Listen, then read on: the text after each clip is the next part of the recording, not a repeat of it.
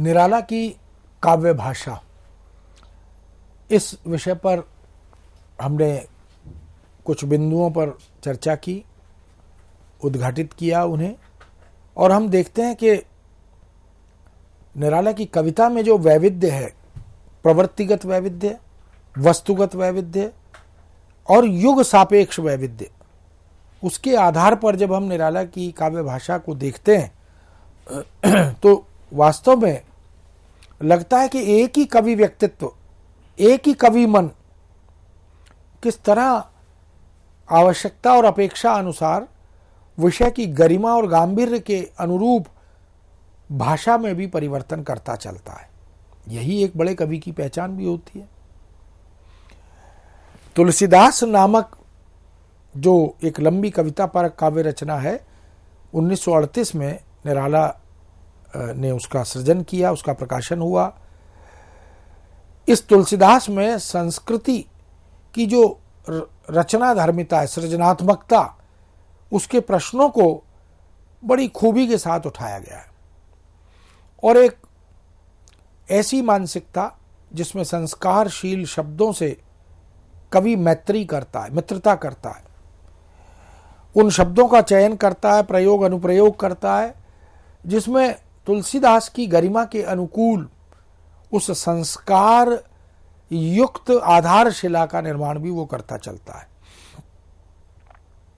कवि संस्कृत के कोशवाची शब्दों का भरपूर उपयोग करते हैं। निराला ने, जैसा हमने पहले भी चर्चा की, कि वो बहुत गहन अध्येता कवि थे। उनकी पठनीयता का, उनके गंभीर ज्ञान का, उनकी पुरा साहित्य, पुरा कथा, पुरा आख्यान, इनके अध्ययन आदि के बोध का परिचय हमें उनकी काव्य भाषा से मिलता है। इसलिए जो शब्द हम कोश में खोजने जाते हैं, निराला की कविता में वो सहज ही प्रयुक्त होते दिखाई देते हैं। इसलिए संस्कृत के कोशवाची शब्दों का खुलकर प्रचुर मात्रा में भरपूर उपयोग कवि निराला करते हैं। उनमें यथोचित अर्थ भी अनुस्यूत करते हैं। जैसे कबीर के बारे में भी कहा जाता है ना कि वो भाषा के डिक्टेटर थे, तो निराला के बारे में भी हम ये कह सकते हैं कि उन्होंने अगर विद्रोह की कविता लिखी तो फिर विद्रोही भाव व्यक्त करने वाली शब्दावली का चयन भी किया, और अगर जूही की कली जैसी कविता लिखी तो फिर उसी तरह की कोमलकांत शब्दावली का प्रयोग किया। भारत के नवके प्रभापूर्ण शीतला छाए सांस्कृतिक सूर्य, अस्तमित आज रे तमस्तूर्य, दिक मंडल उड़के आसान पर शिरस्त्राण, शासन करते हैं मुसलमान, है उर्मिल जल निश्चल प्राण पर शतदल। अब ये जो शब्दावली का जो विन्यास है, ये वही कवि कर सकता है जिसका भाषा पर पूर्ण अधिकार है, और धारा प्रवाह गति में शब्दों को इस तरह पिरोना, ऐसा लगता है जैसे जड़ भी रहे हैं और गड़ भी रहे हैं, दोनों ही बातें दिखाई देती हैं। मैं अकेला कविता का जो तटस्थ अवसाद है, एक वेदना है, उसे प्रतीकों के माध्यम से, भाषा के नए नए प्रयोगों के माध्यम से कवि निराला मुखर करते हैं। यही तो निराला का वैशिष्ट्य है। मैं अकेला देखता हूं आ रही मेरे दिवस की सांदे बेला, पके आधे बाल मेरे हुए निष्प्रभ गाल मेरे, चाल मेरी मंद होती आ रही हट रहा मेला, जानता हूं नदी झरने जो मुझे थे पार करने कर चुका हूं, हंस रहा यह देख कोई नहीं भला। ये जो आत्मानुभूति है, वृद्धावस्था के आगमन का जो बोध है, उसकी एक ईमानदार अभिव्यक्ति कवि करता है। ये जो जीवन की सांदवेला है, ये प्रतीकात्मक है, और ये जो दंभ है युवा अवस्था का, उस दंभ को कवि बताते हैं कि ये किस बात का दंभ है। इसलिए हम देख सकते हैं कि निराला ने एक विशिष्ट अर्थ और विशिष्ट संदेश को निहित करते हुए कविता का सृजन किया और उसे हम तक पहुंचाया। आधुनिक हिंदी साहित्य में निराला ने मुक्त छंद शैली के जो प्रयोग किए, उस दृष्टि से उन्हें मुक्त छंद शैली का जनक भी कहा जाता है, पिता भी कहा जाता है। वो नए नए प्रयोग मुक्त छंदों के करते और मुक्त छंद परक शैली से कविता को एक नई शैली में, एक नए अंदाज में, एक नए तेवर में प्रस्तुत करते हैं। वह तोड़ती पत्थर एक बड़ी उत्कृष्ट कविता। इसी तरह भिक्षुक कविता को हम देख सकते हैं। दो टूक कलेजे को करता पछताता पथ पर आता, चल रहा लकुटिया टेक, पेट और पीठ मिलकर हैं एक। ये जो पूरा एक बिंब बनाते हैं, लकुटिया टेक। अब ये जो चित्रात्मकता की शैली है, ये महाकवि या विराट कवि का लक्षण है। इसी तरह वह तोड़ती पत्थर कविता भी इसका उत्कृष्ट उदाहरण है। वह तोड़ती पत्थर देखा उसे इलाहाबाद के पथ पर। वह तोड़ती पत्थर, हमने देखा कि सड़क के तट पर जब मजदूर काम करते हैं, मेहनत मशक्कत करने वाले, तो सड़क के किनारे किनारे बैठकर वो पत्थर तोड़ते हैं। और पत्थर तोड़ने वाले पुरुष और स्त्रियां वो 2 जून की 2 समय की रोटी के लिए कितना संघर्ष करते हैं, कितनी मेहनत करते हैं। लेकिन वो यदि गर्भवती भी है तो भी वह काम कर रही है। वह अपने 2 बच्चे 3 बच्चों को साथ लिए हुए फिर भी वो पत्थर तोड़ रही है। तो एक पूरा चित्र जैसे बने पटल पर अंकित हो जाता है। वह तोड़ती पत्थर देखा उसे इलाहाबाद के पथ पर, वह तोड़ती पत्थर देखा मुझे उस दृष्टि से जो मार खा रोई नहीं। अब ये जो वेदना है स्त्री के चित्त की, मन की, ये जो पीड़ा है, ये जो दर्द है, निराला उसको अनुभव करते हैं। देखा मुझे उस दृष्टि से जो मार खा रोई नहीं, सजा सहज सितार, सुनी मैंने वह नहीं जो थी सुनी झनकार। जिस झनकार की सितार से परिकल्पना कवि करता है, वो न जाने कहाँ विलुप्त हो गई है, कहाँ गायब हो गई। जीवन में संगीत जैसे रहा ही नहीं है। एक क्षण के बाद वह कांपी सुघर और ढलक माथे से गिरे सीकर, लीन होते कर्म में फिर ज्यों कहा मैं तोड़ती पत्थर। माथे से पसीना टपक रहा है, चू रहा है। ये जो सीकर हैं, इस गिरते हुए भरे हुए पसीने से मस्तक को लेकर वह अपने कर्म में लीन, अपनी जिम्मेदारी, अपने दायित्व का निर्वाह करने में को समर्पित, ऐसी वह तोड़ती पत्थर। ये निराला ने, जिसे कहा जाता है कि जहां न पहुंचे रवि वहां पहुंचे कवि, जिसे सूर्य के बारे में कहा जाता है कि वो मां के हृदय का कोना कोना झांक आए। निराला के पास एक उपेक्षित वर्ग, एक हाशिए के वर्ग के प्रति जो सहानुभूति है, उसके भीतर तक जाकर उसकी वेदना को, उसकी अनुभूतियों को अनुभव करने की जो क्षमता और कला है, वही निराला को निराला करती है। इसलिए अणिमा की बहुत सी कविताएं ठेठ कथात्मक शब्दावली की दृष्टि से बहुत ही अनुकरणीय, पठनीय बन गई हैं, उत्तम बन गई हैं।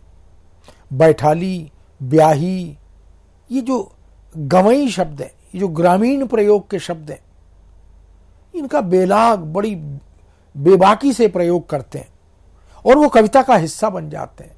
और कविता में आते ही उनमें एक साहित्यिक संस्पर्श आ जाता है।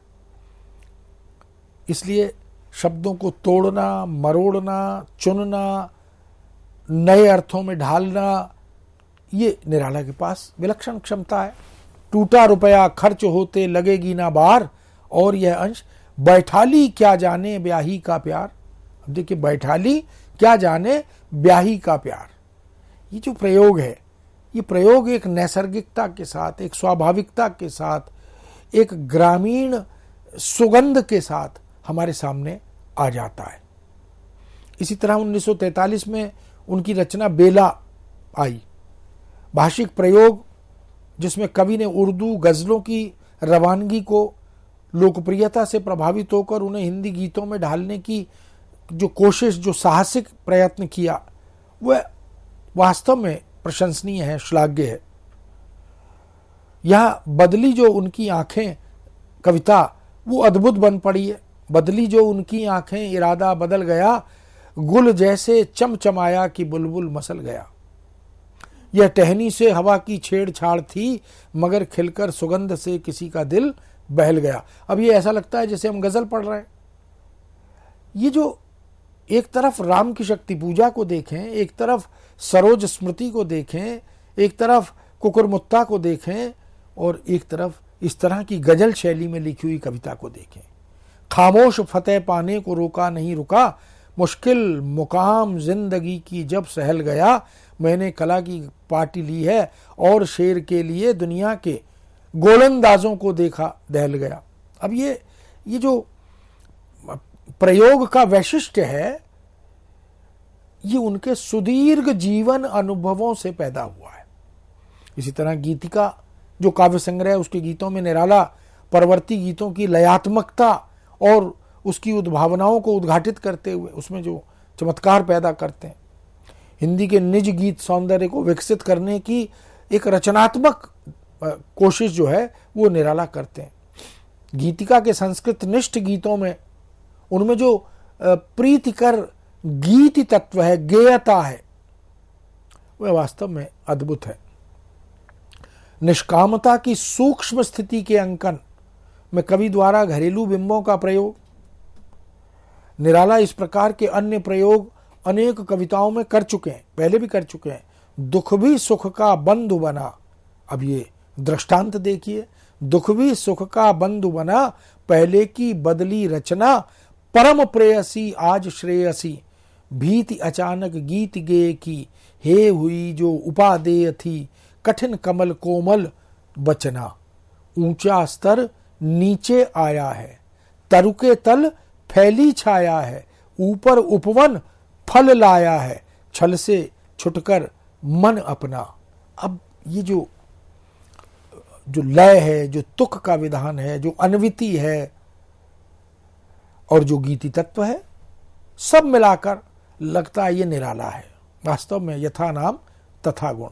सूर्यकांत त्रिपाठी निराला कविता के क्षेत्र में, गद्य के क्षेत्र में निराले ही प्रतीत होते हैं। भाषा के संस्कृतनिष्ठ तत्सम रूपों को देखें, उनकी प्रौढ़ता को देखें। वरदे वीणा वादिनी वरदे अद्भुत कविता है, और मंगलाचरण के रूप में उसका गायन नियमित रूप से हिंदी जगत में, साहित्य जगत में, सारस्वत जगत में होता है। वरदे वीणा वादिनी वरदे, प्रिय स्वतंत्र रव, अमृत मंत्र नव, भारत में भर दे। काट अंध उसके बंधन स्तर, बहा जनन ज्योतिर्मय निर्झर, कलुष भेद तम हर प्रकाश भर, जगमग जग कर दे।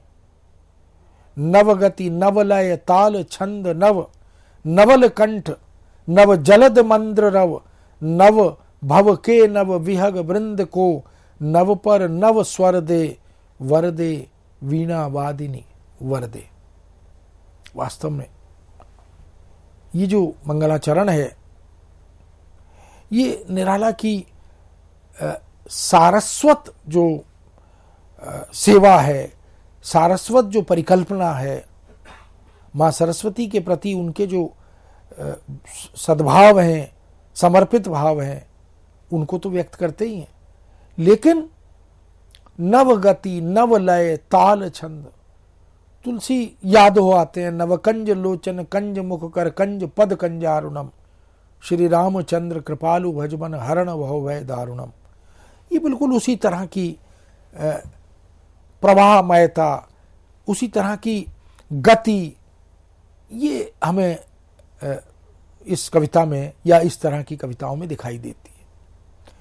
भारतेंदु को यह शिकायत थी कि खड़ी बोली में वह समास गुण उपलब्ध नहीं हो पाता जो किसी काव्य भाषा को ताकतवर बनाता है। अग्रलिखित 18 पंक्तियां जो जिनकी चर्चा अभी हम करने जा रहे हैं, मानो भारतेंदु की इस पीड़ा का, इस शंका का, इस शिकायत का उत्तर है। निराला सिद्ध करना चाहते हैं कि वह खड़ी बोली में समास गुण का अतिरेक भी संभव है, बशर्ते के कवि के पास वह काव्यात्मकता हो, वह कलात्मकता हो, वह भाषा बोध हो, वह अध्ययनशीलता हो, तो कुछ भी संभव है। अनिमेष राम विश्व जिद्दिश्य शरभंग भाव विद्वांग बद्ध को दंड मुष्टि खर रुद्र श्राव, ये जो भाव है ये बताते हैं कि निराला ने भाषा की साधना की है। वो साधक हैं कविता के। ये कविता ऐसी सहज निस्सृत नहीं हुई, उसके पीछे एक लंबी कवि मन की साधना है, भाषा की साधना है। मुक्त छंद में रचित परिमल की अनेक कविताओं को हम देख सकते हैं। पंचवटी प्रसंग के को छोड़कर अगर हम देखें अपवाद रूप में, तो निराला की नवीन विकसनशील और जागरूक रचना प्रक्रिया, इन सब को हम परिमल की कविताओं में देखते हैं। जागो फिर एक बार, शिवाजी का पत्र, इन लंबी कविताओं में भाषा की जो जीवनी शक्ति है, जो नवीनतम रूप में प्रस्तुत करने की कला है, वो अद्भुत है। जो बहादुर समर के वो मर कर भी माता को बचाएंगे शत्रुओं के खून से, धो सके यदि एक भी तुम मां का दाग, कितना अनुराग देशवासियों का पाओगे, निर्जर हो जाओगे अगर कहलाओगे। तो वीरता का, शौर्य का, पराक्रम का, ओजस्विता का भाव, एक तरफ वो छायावादी कवि हैं और एक तरफ वो विद्रोही कवि भी हैं। सामाजिक विद्रूपताओं को देखकर उनके मन में जो आक्रोश पैदा होता है, उसको वो निर्बाध गति से प्रकट करते चलते हैं। इसलिए छायावादी कवियों में निराला और प्रसाद, इन दोनों के काव्य में यदि वाक्य विन्यास को देखें, वाक्य विन्यास संबंधी उनकी सजगता को, संवेदनशीलता को, इसको देखें, तो लंबे और छोटे दोनों तरह के वाक्य निराला के काव्य की रचनात्मक आवश्यकता इसकी पूर्ति करते हैं।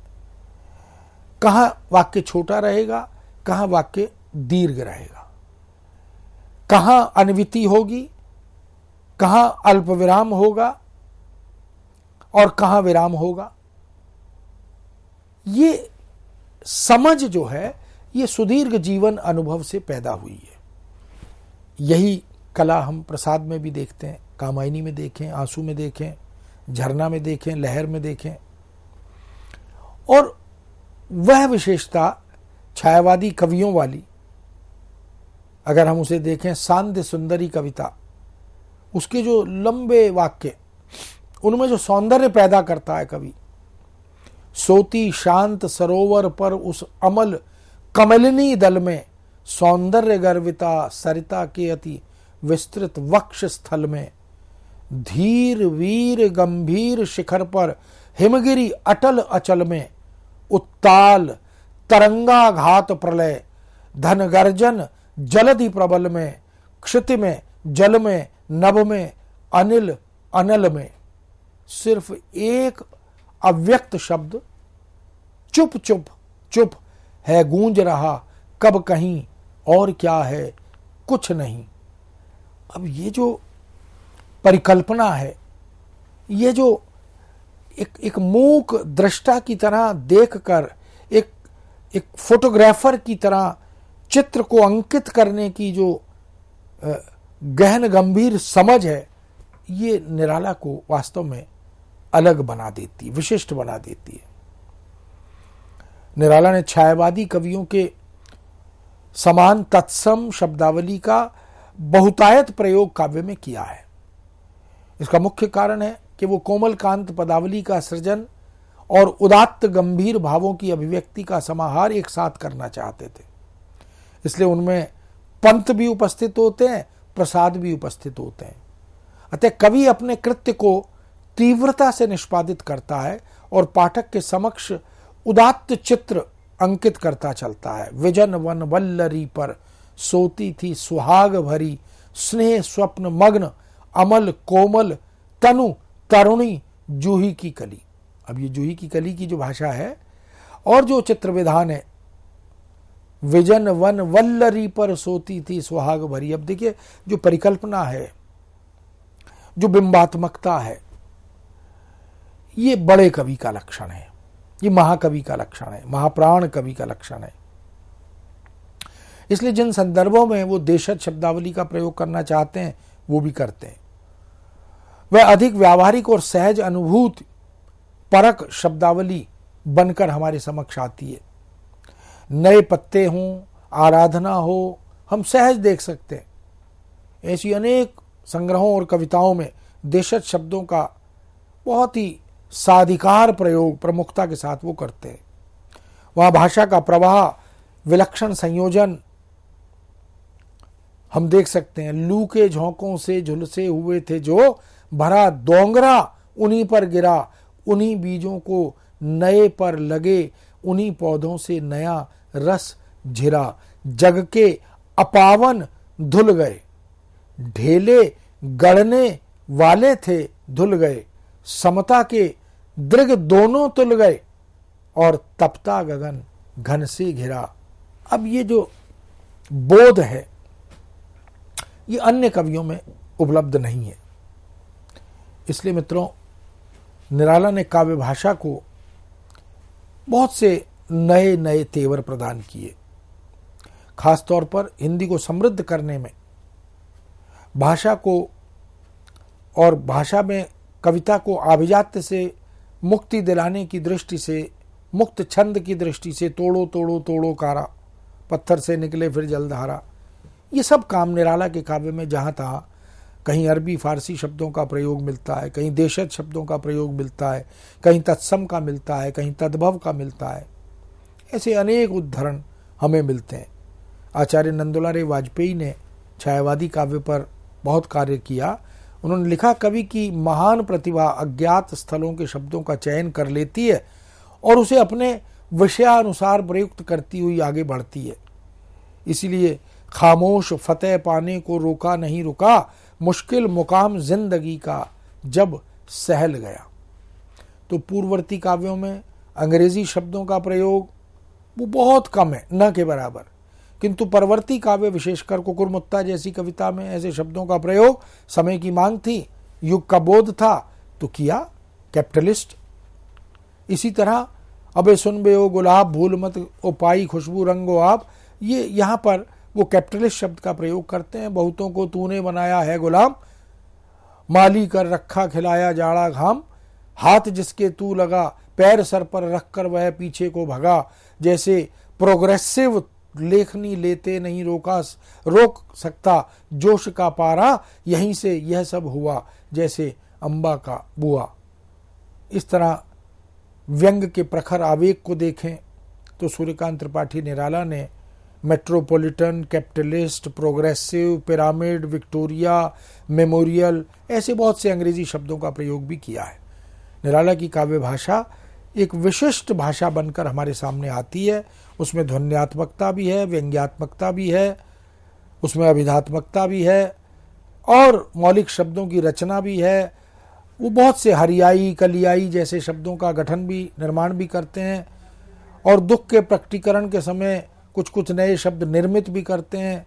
तलमल, नम्र, मुखी, बालहक, ऐसे बहुत से शब्द। इस तरह हम देख सकते हैं कि अनावश्यक क्रियाओं को वो छोड़ देते हैं, स्वराघात आदि पर वो विशेष ध्यान देते हैं। वे जो यमुना के से कछार, पद फटे बेवाई के उधार, खाए के मुख ज्यों पिए तेल, चमरौंधे जूते से सकेल, निकले जी लेते छोर गंध, उन चरणों को मैं यथा, ये इस तरह के प्रयोग वो बार बार करते चलते हैं।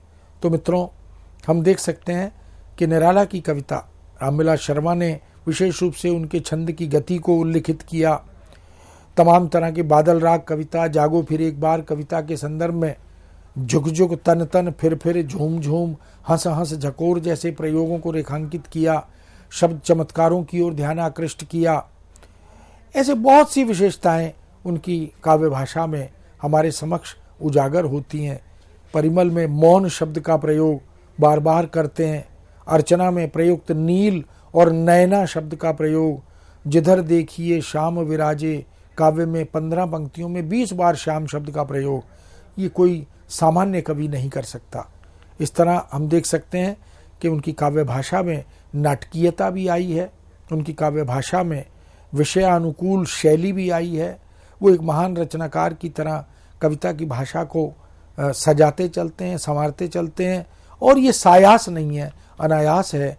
ये तमाम विशेषताएं कवि निराला की काव्य भाषा की हमारे समक्ष उजागर होती हैं।